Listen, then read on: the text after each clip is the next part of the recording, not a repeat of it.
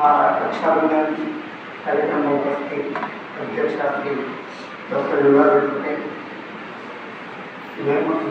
अपना आदरणीय आचार्य साहेब, पूजनीय गुरुजन અને આપ સૌ પ્રશિક્ષણ ભાગીદારો, હું આપની સમક્ષ આજે એક પાત્રીય લઈને રજૂ કરું છું અને એનું ટાઇટલ છે અભણમાં.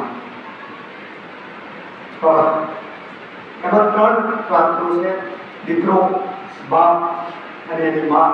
એ ત્રણ વચ્ચે જે સંવાદ થાય છે એ સંવાદ તમારી સામે રજૂ કરું છું. શાંતિથી સાંભળજો અને થોડોક સારું કરવાનો પ્રયત્ન કરીશું. બરાબર છે?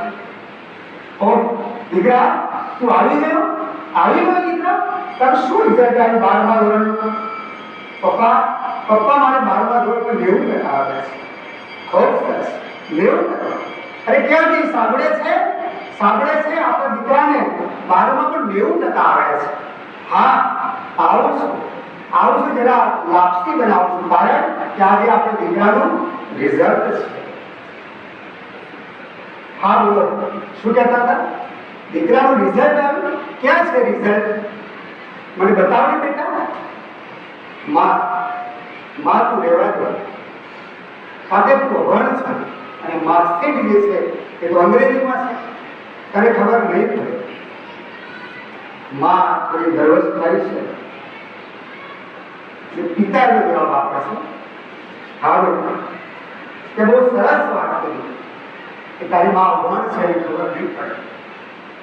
પણ દીકરા, આજથી 3 મહિના પહેલા જ્યારે મારું લગ્ન થયું, લગ્નના 3 મહિના થયા હતા, એટલે તારી માને ગર્ભ રહ્યો. અને ગર્ભ રહ્યો એટલે મેં એને કહ્યું કે જલ્દી આપણે એબોર્શન કરાવી દઈએ, કારણ હજુ આપણે થયા નથી, ભોગ્યા નથી, કોઈ આનંદ કર્યો નથી, આપણી પાસે ઘણો સમય છે, આપણે એબોર્શન કરાવી દઈએ. અને એ દિવસે તારી મા આપણે ખૂબ ઝઘડી, ખૂબ લડી, કારણ કે અભણ છે. દીકરા, તારી માટે દૂધ નથી મળતું, એ દૂધ પીવે તેને મામેટ થાય છે, પણ તને પોષણ આપવા માટે 9 મહિના સુધી એને દૂધ પીધું, કારણ કે એ અભણ છે. દીકરા, તું નાનો હતો ને ત્યારે જ્યારે તને ભણવા માટે નિશાળે મૂક્યો, તો તારો નિશાળનો સમય 7 વાગ્યાનો હતો. તું રોજ સવારે 5 વાગે ઉઠી તારો ટિફિન બનાવે, એ ટિફિનનો ડબ્બો તારા થેલામાં મૂકે, પાણીની બોટલ મૂકે, અને ત્યારે વાંચતો ને ત્યારે ક્યારેક એવું બને કે તું સૂઈ જતો હોય તો તારી માં આવે, તારા બુક જે છે પુસ્તકો લઈ અને ગોઠવે, તારો મોબાઈલ ચાર્જમાં મૂકે, તને ચાદર ઓઢાવે, હળવેકથી લાઈટ બંધ કરી અને બહાર નીકળે, કારણ કે વર્ષ. દીકરા, તારી માં આજ દિન સુધી દેશી છે, આજ દિન સુધી દેશી રહી અને તને વિદેશી સગવડો આપી, કારણ કે તું નાનો હતો ને ત્યારે રાત્રે ખૂબ બીમાર પડી, ત્યારે આખી રાત તારી માં જાગે, તને માથા ઉપર પોતા મૂકે, તને પગ દબાવે, તને ખોળામાં સુવાડે, અને કદાચ દિવસ ઉગી જાય ને તો પોતાના કામકાજમાં ખોરવાઈ જતી, કારણ કે અભણ છે.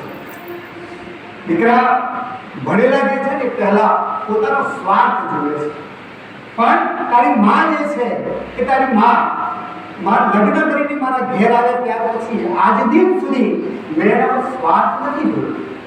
આપણું જમવાનું બનાવતા ક્યારેક એ જમવાનું પણ ભૂલી જતી, કારણ કે અભણ છે.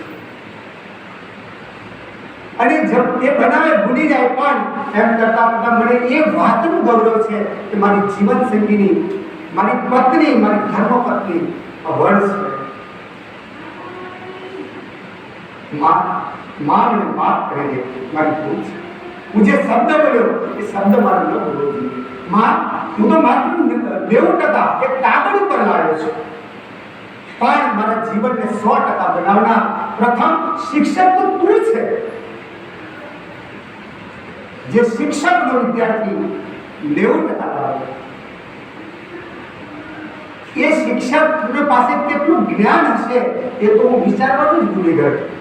માં મારા 90% હોવા છતાં હું અભણ છું, અને આજે તારી પાસે PhD કરતા પણ ઊંચી ડિગ્રી છે, કારણ કે મને આજે અભણ માણસ સ્વરૂપમાં ડોક્ટર, શિક્ષક, સારો વકીલ, સારો સલાહકાર, મારા કપડાં સીવનારી, મારી ડિઝાઇનર, મને તૈયાર કરનારી બ્યુટિશિયન અને ગુડ કુક ના આજે મને દર્શન થયા. માં મને માફ કરી રહી છે. કારણ કે આપણે કહેવાય છે ને માં તે માં, બીજા બધા વગડા નાવા, ગોળ વિના મોડો પૈસા, માં વિના સુરસ પૈસા, માં મને માફ કરી છે. મિત્રો, મેં ફક્ત 3 શબ્દો ઉપર આ 7 મિનિટનું 5 મિનિટનું વક્તવ્ય કર્યું, પણ જ્યારે શબ્દોની તલવાર જો કોઈને આપણે ચલાવીએ ત્યારે એના આત્માને ના ડંખે તૂટ્યા. જો આત્માને ડંખે, આત્મા શું પરમાત્મા, એ સીધું પરમાત્માને દુઃખ થાય એવું માની દેવાય. ત્યારે પણ શબ્દરૂપી બાણ જે ચલાવીએ છીએ તો એ શબ્દો કોઈના દિલને ના ડંખે એટલું ધ્યાન રાખજો. માં સરસ્વતીને વંદન કરી મારી વાણીને વિરામ આપું છું. અસ્તુ. જય